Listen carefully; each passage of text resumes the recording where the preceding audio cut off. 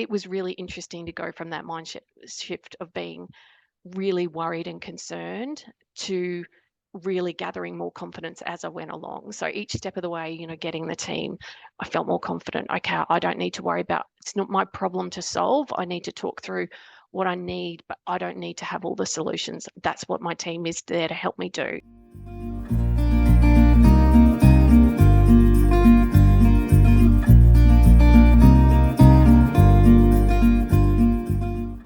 Well, Caroline, I am so excited to have you here on the podcast. Of course, you and I speak, daily in Slack, and we meet regularly on Zoom, and and I feel like I've known you forever because obviously you've been inside the Undercover Architect community doing your own project for a long time. But it's been so lovely having you inside Undercover Architect's team and having you support our member community in particular and Undercover Architect more generally. And so I'm really, really looking forward to having this conversation on the podcast and being able to share you with the wider UA community and also share your learnings, your experience, your insights, because I know that they come from a place of obviously having experience doing a project yourself and then being on the inside and helping our members navigate their projects. So I'm really, really grateful that you're taking this time to be here. I'm just wondering if you can start out by just telling us a little bit about yourself, about your family, so that, the listeners can be more familiar with it.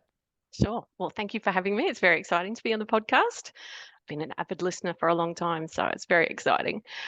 So I'm Caroline. I live in Brisbane with my husband and my two daughters. So they're now 13 and 10, and they were quite a bit younger when we started our project journey.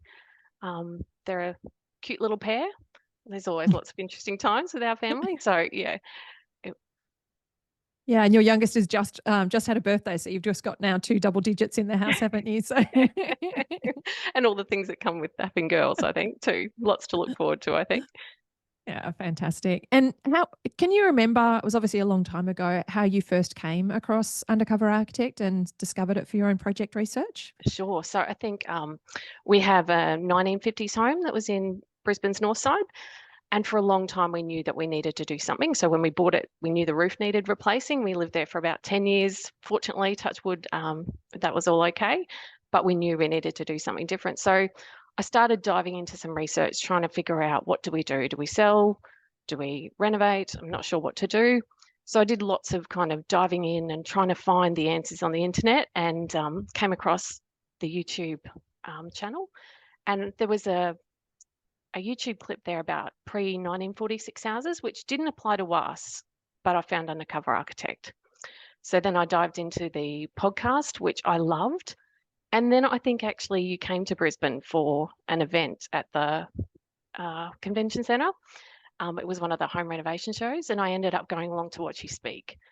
And I think at that stage, I was thinking, I'm getting a little bit closer, but I'm still not there. And after speaking with you and talking through just briefly what I had thought we would do and understanding how far off the mark that we actually were with what we were thinking in terms of budget, which was brilliant because it's what I needed to hear. And then I had to come up with a different plan. So my plan was join Home Method, dive into that, and then we came across the PAC process as part of that. Yeah, it's interesting, isn't it? I often, I've talked about this. I often, I talk a lot about how important it is to get that correction of assumptions, so that your assumptions and reality meet, or your expectations and reality meet as quickly as possible, as early as possible in your project. But it often can come quite abruptly or in a really confronting way for many when they sort of first hear that. And, we've talked a lot about how I've, throughout my career, I've found that most people's budget expectations are 50 to 75% of where they need to match the brief or the ideas that they've got for their future home. And so I love that, you've said to me it was really useful for me to tell you very bluntly that, no, that's not enough money for what you want to do. Absolutely. And we definitely fell into that 50% category. We were 50% off what we thought we'd spend and what we were thinking we would do would cost.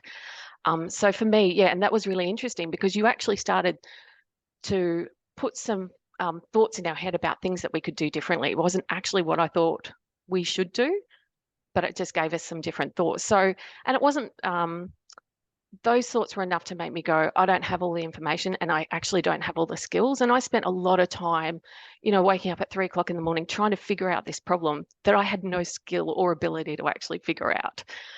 So I think once I dove into home method, got educated, realized that we actually needed to start with getting that team together and using the pack process.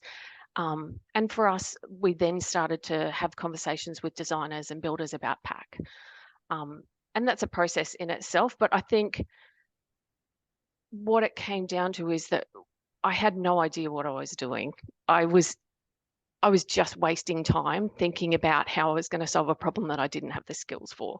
And whilst I, wasted that time, the house was falling apart, the gutters were rusting, the downpipes were, at a 45-degree angle to the house. So I really needed that team to really start helping me figure out what it is that we needed to do next.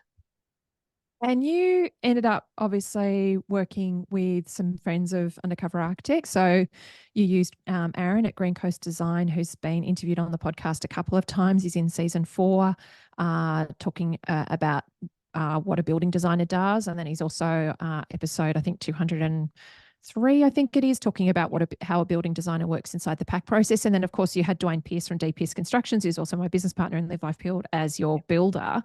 So can you just talk about, because I think a lot of people, they struggle whether they're going to do the pack process. And we have lots of home method members that don't do the pack process. They decide they're going to follow a traditional model instead, where they work with a designer and then they get their project tendered to a range of builders and go from there. And then we also have home method members who have decided from the outset they're going to do the pack process, and then others who started in a traditional process and then decided, no, actually, I need to figure out how to get the builder's input earlier than what I was planning. So, and they've sort of done a hybrid. So for you, you said you realized that that was the process that you wanted to take. How did you go about that? And then also, I suppose, using the resources inside Home Method to sort of interview the team and make sure that you were getting the right people on board, because as you said, that team is so critical to how the project goes for you.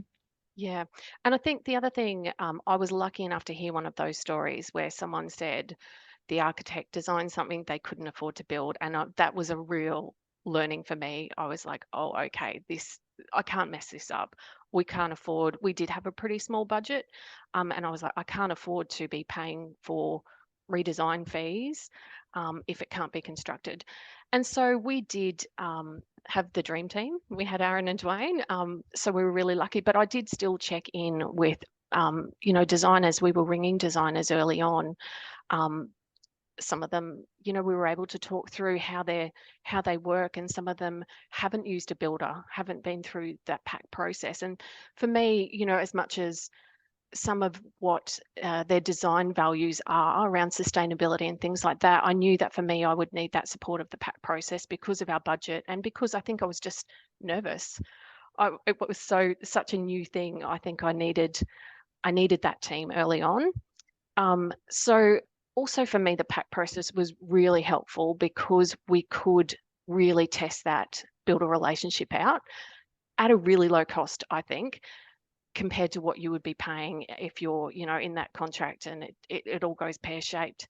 For me, it was really brilliant to be able to understand how the business works, know that you're getting phone calls back.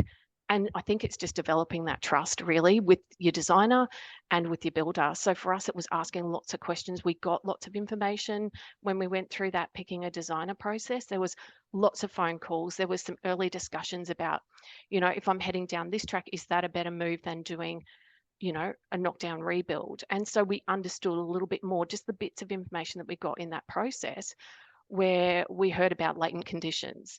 It was all of those things, hearing those things explained early on made such a huge difference to us in how we approach the project. And I think just testing the relationship, having trusting relationships is just super critical.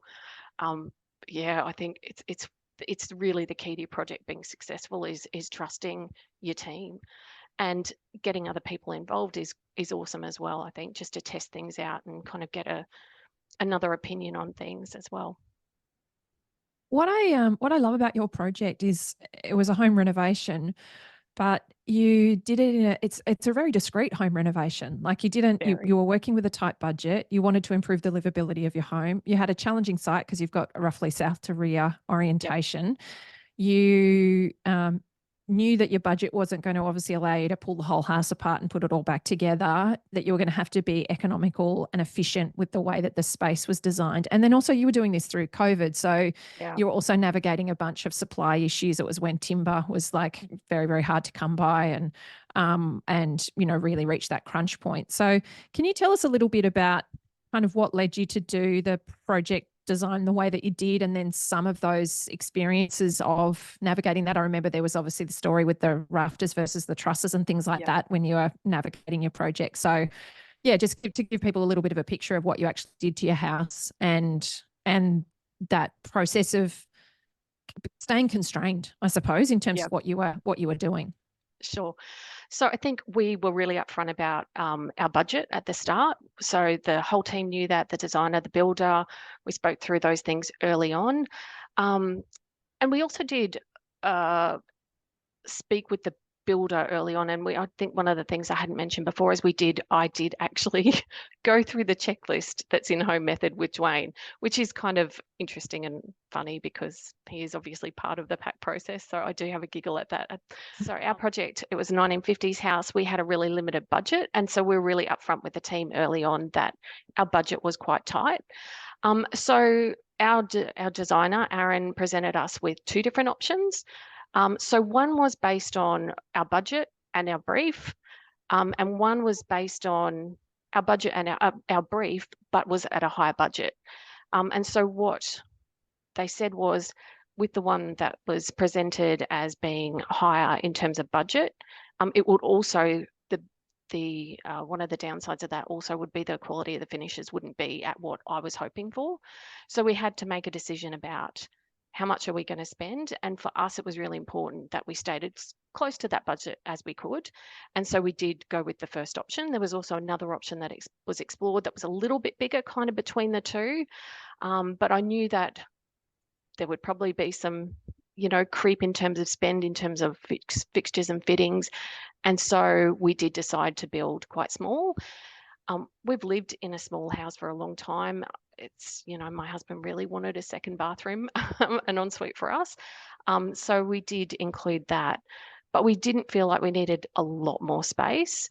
And what we got was really awesome because we've got, the front of our house does very much look like it's the original 1950s house, but we have built to the rear, which is challenging because it is south to rear, but we just work through how we'll make that glazing work because obviously it's exposed to that western side. So we just kind of reduce the glazing on that side, and got a really livable home that doesn't have a huge footprint. And we preserved, some backyard space. We didn't overshadow the yard too much. So there's lots of things that going through that process, keeping it small really worked for the site and it worked for our budget as well.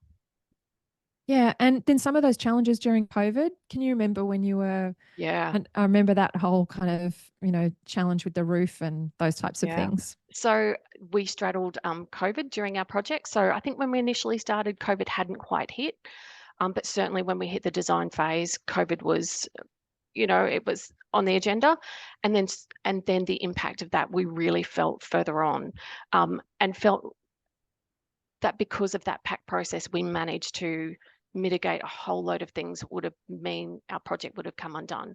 So because we had a builder engaged, we were having discussions about supply issues, supply costs, those kind of things. And we could sit at the table and have Dwayne say to us, we know these price increases are coming. We're not hurrying you along, but we just want you to know you can make a decision. So we had scheduled for a certain time frame, but we knew if we kept taking too much longer, we'd be pushed further back in the build, and the consequence of that would be that prices would have risen.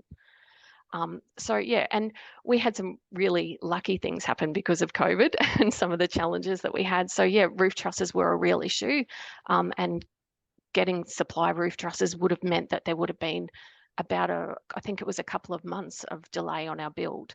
And so we had the designer and the builder working together and keeping us informed along the way about some alternatives. So we've got a really beautiful hand pitch roof at the rear of our property, which really, if there had been trusses available, that would have been a cheaper option.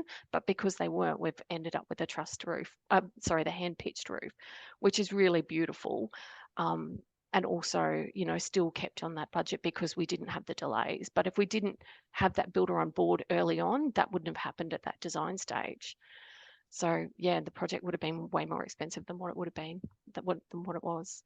Yeah, I loved that collaborative outcome that, we see a lot, obviously, with the members inside Home Method, really kind of having the opportunity to explore when they've got two people or two businesses in their builder and their designer or architect, really understanding their project intimately and Yeah. having on their radar potential changes or challenges, so that when something like that does come up, they can sort of figure out how they're going to work around it. And so, yeah, as you say, you've now got this beautiful raftered ceiling in that rear extension space that that gives you a different kind of volume, a different kind of experience to that space because of that it's quite serendipitous, isn't it? That Yeah, it really is. Yeah, it is pretty special. I mean, it's not what we expected. And I think having that team with a different set of eyes as well, there was things about our house that I didn't love. We've got a really old 1950s home, and so it's got kind of Bernie board with the demold across it. And I used to always think, oh, it looks kind of old. And I knew there wasn't money in the budget to, put in plaster walls, and that probably may not have worked for our house. But I think having a team standing in your house and together saying, we can do something to actually make those things really sing and come to life and actually make them a feature rather than, and I think there's a lot of trust that you put in your team as well when you pick a good team, that they have a lot more vision than what you do as a homeowner, that they can see things a little bit differently. So yeah, and that's part of that hand pitch roof is embracing the things that were existing in the house, which ended up saving us a lot of money. And we actually really, really love how it feels and how it looks. It's fantastic. Along the way, you and I also had a one-to-one where you purchased one of the member upgrades inside Home Method to have a Zoom consult with me where we were going across your design.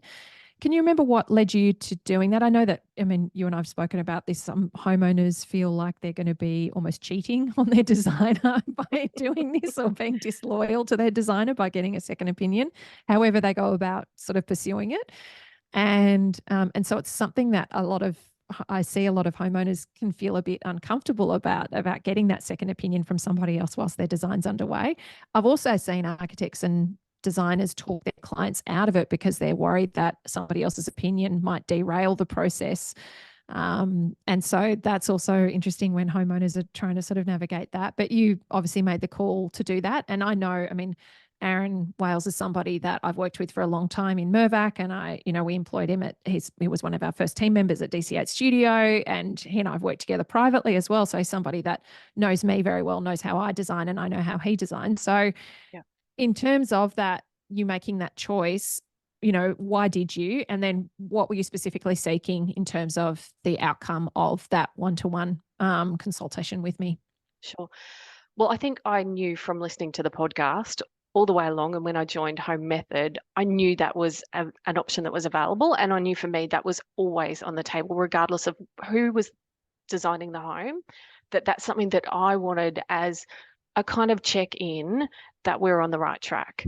And so my husband Scott came to that meeting as well. And for us, it was just checking in on a few things. So because we were wanting to keep the budget really small, there was some, the rear extension it was still kind of the same footprint, but we just had a slightly different exterior to it. So it was a lot more open. It was more of like a winter room, was how it was described. And one of the things that I was thinking through was, like, we do have a really small house, and whilst we can kind of make it work, it was a little bit tight in the lounge. There was not much space on the couch. Sometimes Scott would have to sit on the floor and the kids and I would get the couch. So that was one of the things that I knew I wanted to check in on was, is that winter room going to work for us, or am I better to enclose that space? And we did end up getting your feedback on that, for a family home, that is probably a really good solution, is actually enclosing that space.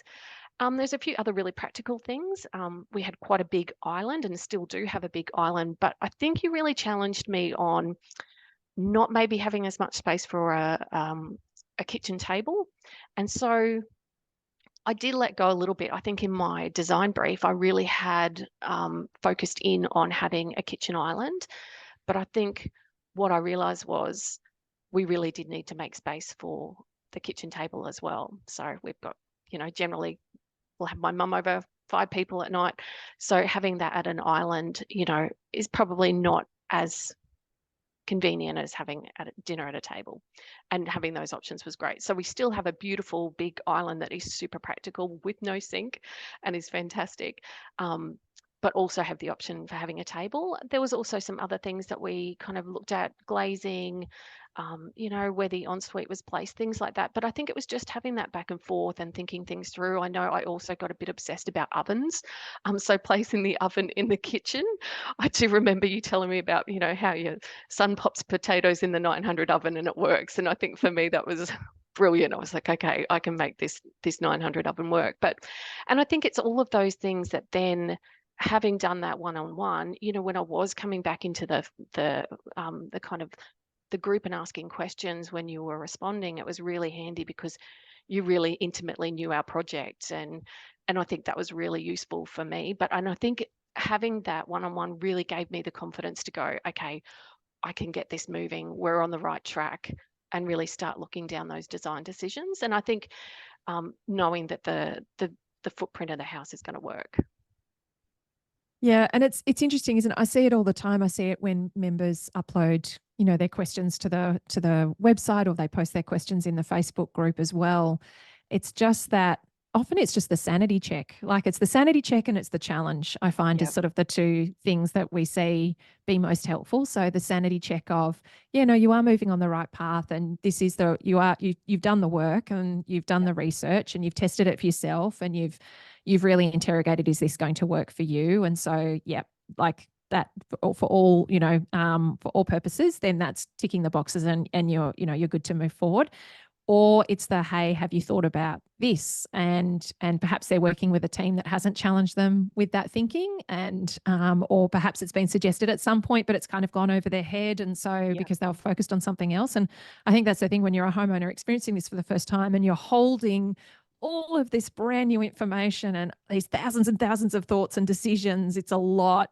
And so you can get information fed to you by the team that you're working with, but it just not register at the time that it needs to. And so just sort of have a place to come back to and go, actually, can I think about this? Is what this? And I remember with for your design, there was that narrowness through where the kitchen and the dining area was. So it wasn't meeting the normal dimension recommendations that I have inside Home Method. But as we started to test it at 1-to-1, and also then challenged that the island bench didn't need to be as wide as you had it, that you could actually get that dining table in. You could look at having seating closer to the wall, and then you having the confidence to test that at 1-to-1 as well, then gives you that opportunity then to know that it's going to function in your everyday life. So it's really fun because you sort of, I think that you get such, I mean, I really love seeing the how the members upskill themselves, and then the value that they can offer to other members when they've been doing the program for a while and new members arrive. And there's that contribution from the community of, hey, this is what I've seen. That collective learning and that collective knowledge is also really powerful as well. Did you see that inside the community as you were sort of asking your questions and navigating things? You can see there's different members that have different specialties and really latch onto specific information, or have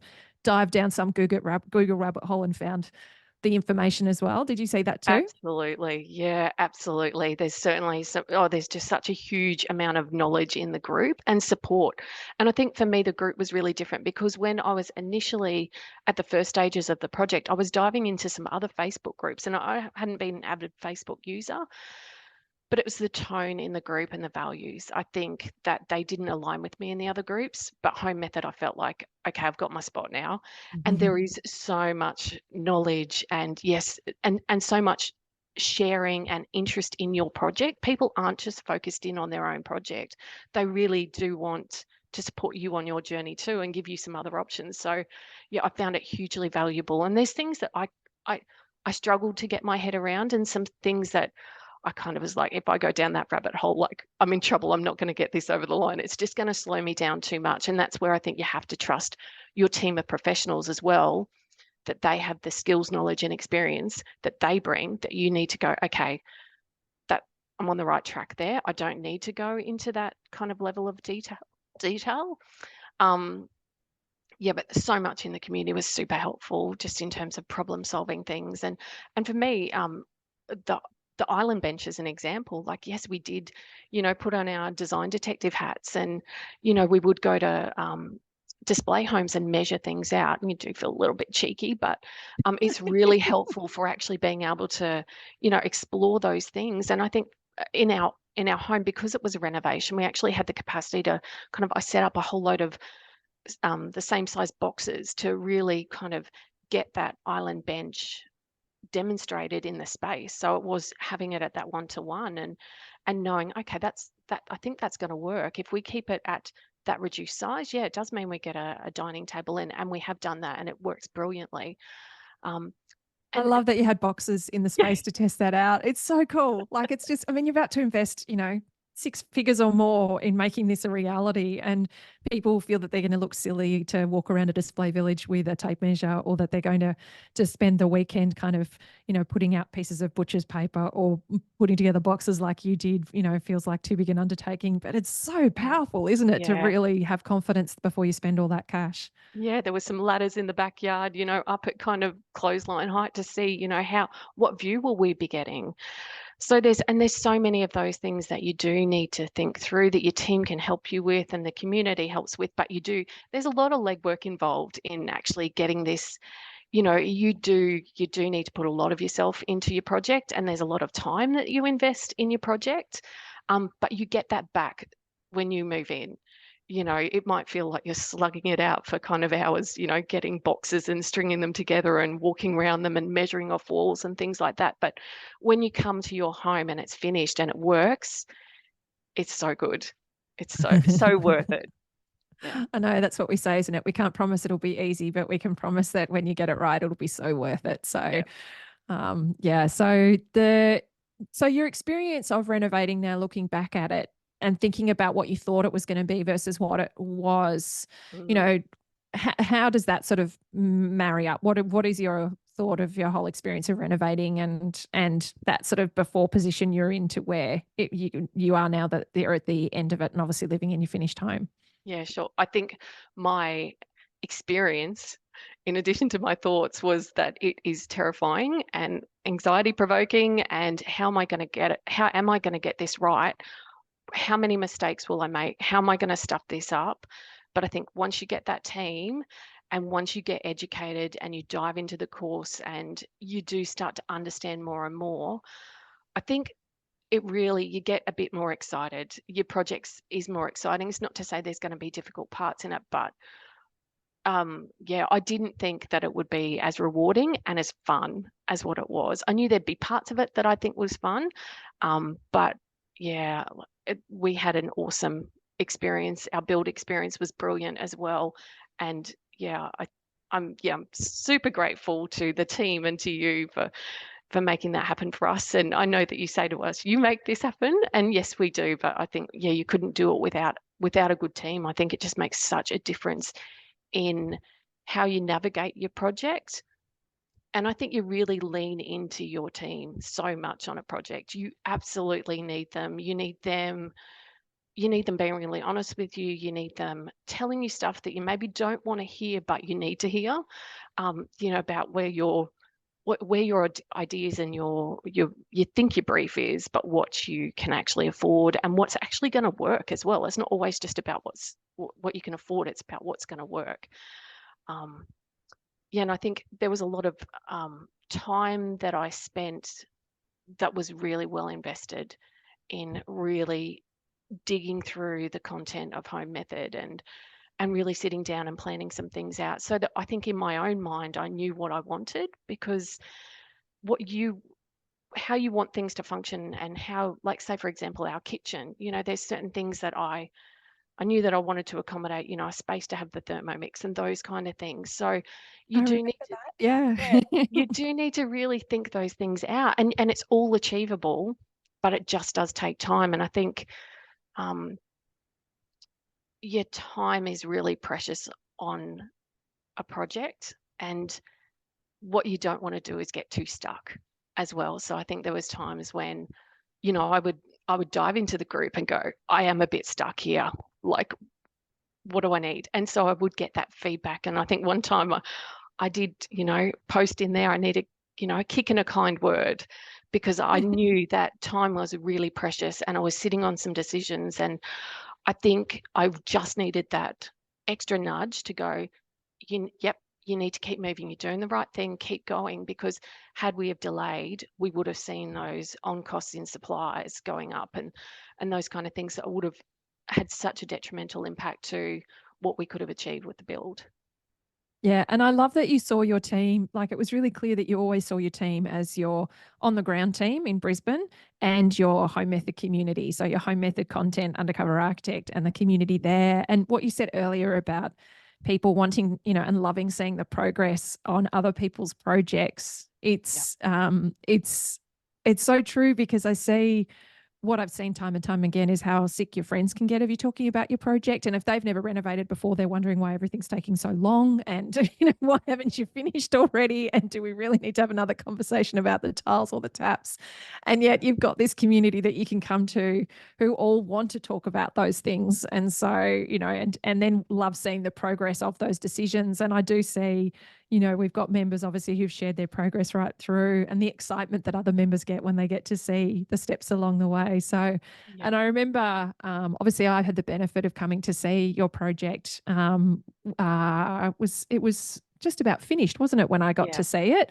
Yeah. And standing in your backyard and just like, just seeing what you had been able to accomplish from where you had been to where you were then, in terms of how you'd got the skill set in place, you'd done what you needed to in terms of pulling your team around you to then work really collaboratively with them, and your own mindset. And your feedback when you actually finished, you wrote to me and you said, I think you might have actually posted this in the group actually, and I'm just going to read it out because I think it just sums up exactly what I see happens to homeowners. So you said, Amelia, so unbelievably grateful for your support, guidance, wisdom, and kindness. There are so many clever, talented, and generous people here, always supportive, and people get it in here. So happy with our reincarnated home. The process is what tears me up. I would never have thought I would have enjoyed it so much. The growth, oh my gosh, the growth. It feels like such an accomplishment to be finished and to have had such an awesome time doing it. And when I read that, I get goosebumps now from it, because that's what we're seeking to achieve. I'm such a big believer that you can and you should enjoy your project. And that doesn't mean it won't be without its hurdles and hiccups and challenges.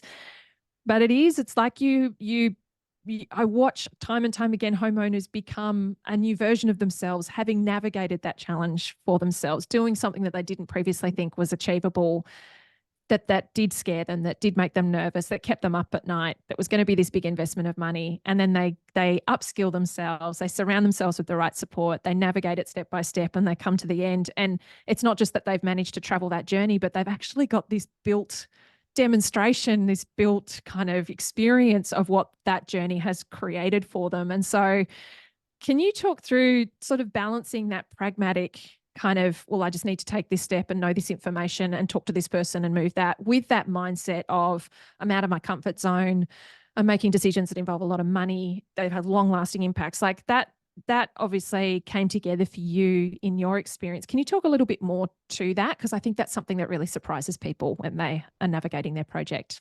Yeah, and that still tears me up when you read that. Every time it just gets me. Because I do think I just think everyone has the opportunity to have this same experience that we did, which was awesome.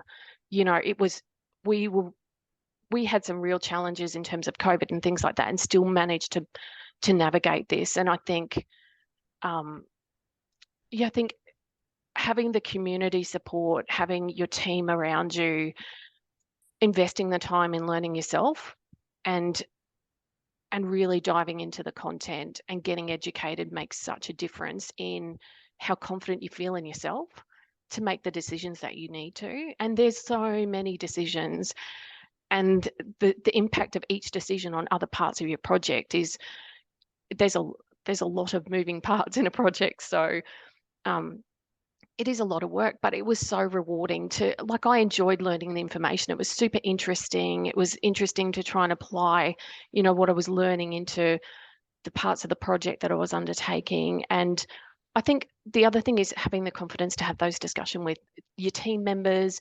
And there's also whole load of other people that you need to talk with when you're going and looking at, fixtures and fittings and things like that. So getting educated, understanding what you're looking for, it's so important, but it's super rewarding.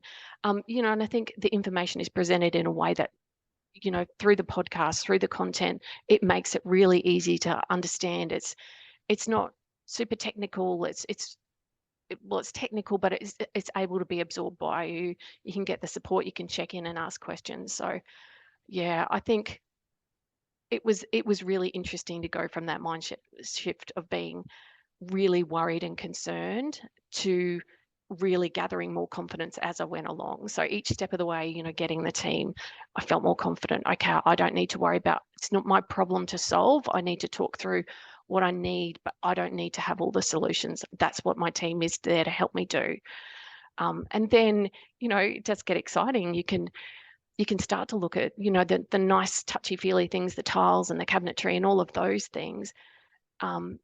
But I think it's also having the confidence to know what you don't know and ask questions about it as well. So, if you are going to a supplier, for example, I was like, oh, I'd like some timber handles. And, when you talk through that selection with someone who is experienced, and then you get some different ideas. And I think this is the other thing that I found really helpful with having that team is that they are connecting you with other professionals that they have working relationships with that have stood the test of time. And you are absolutely benefiting from their kind of long standing relationships with their suppliers. So you can really leverage that in your project. And so asking lots of questions was one of the things that I've never probably been worried about. But there's a lot to take on, and you've got to do a lot of listening to what's getting fed back to you and taking note of that as well, because that's the bit that makes such a huge difference in your project. Oh, I love it. Absolutely love it. Thank you so much for sharing all of that with us.